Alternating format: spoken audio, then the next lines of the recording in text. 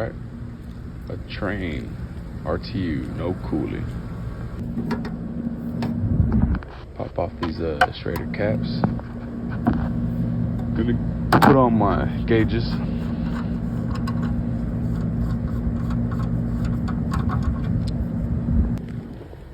Unit's off right now, so we'll see if it kicks back on. We'll see what's going on.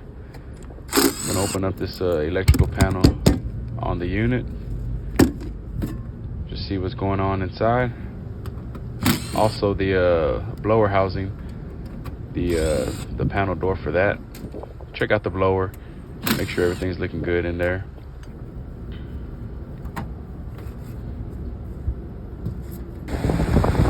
Alright, unit kicked on its own, and as I was seeing the pressures, the high side was okay, but look at the low side. It just kept dropping, and dropping. Something's not right. Either the filter's dirty, restriction of air, the blower doesn't work, so we're gonna go check it out. And yep, the blower's not spinning and the unit's on, so that's gonna cause the low side to drop.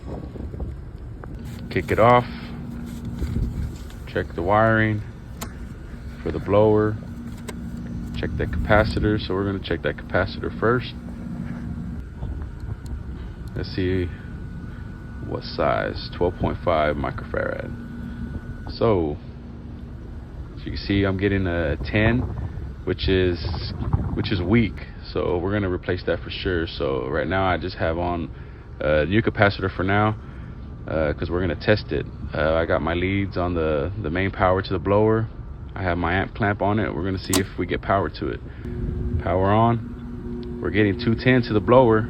The blower's pulling 2.5, but as you can see, the blower's still not spinning. So we're getting power to the blower, but blower not working. So blower bad.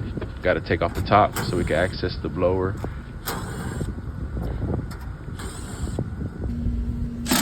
All right, now that the top's removed, go ahead and easily access the blower housing. Pop off them screws. And then once you get all the screws out of there, you got to pull the wires out of there, and then it should be able to lift up real easy, just like that.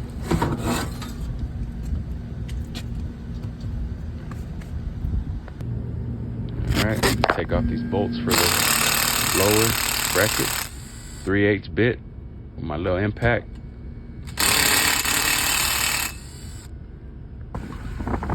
Take out that set screw so we can go ahead and pull off that wheel.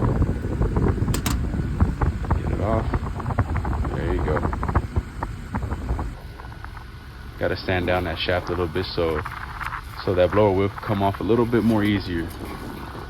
But surprisingly, this blower wheel came off a little too easy. I was actually surprised how easy that just popped right off, because usually those older ones, they're usually stuck on there, but nah, that one came out real easy.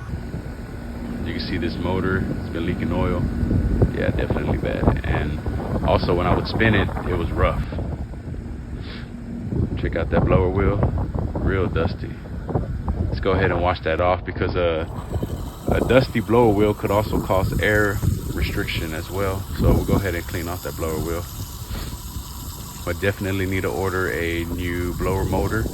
So we're gonna run down to the parts store, go ahead and pick one up. Let me put everything back together, get this motor going, install the new one, check my pressures again, amp draws.